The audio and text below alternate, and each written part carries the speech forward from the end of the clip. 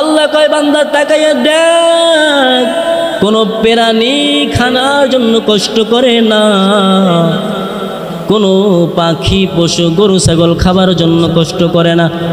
আল্লাহ কয় কিসের জন্য করে না জানোনি? আল্লাহ বলেন ওরা আমার ঠিক মতো ইবাদত বন্দি করে, এই জন্য আমি আল্লাহ পশু পাখিকে কষ্ট দেই না, সময় মতো আমি আল্লাহ রিজিক দিয়া দেই।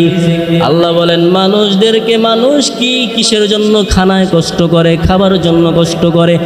আল্লাহ কয় বান্দা ওরা আমার ঠিক মতো নিয়ামত শুকর আদায় করে না, ঠিক মতো ইবাদত বন্দি করে না, এই জন্য আমি আল্লাহ ওদেরকে খানায় কষ্ট দিই, সব কিছুতে কষ্ট দিই।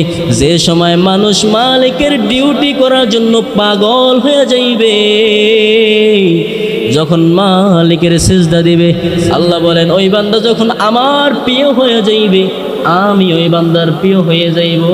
আর যে বান্দা আমার প্রিয় হয়ে যাইবে, আল্লাহ বলেন ওরে আমি আল্লাহ দুনিয়ায় খানায় কষ্ট দিতে পারি না।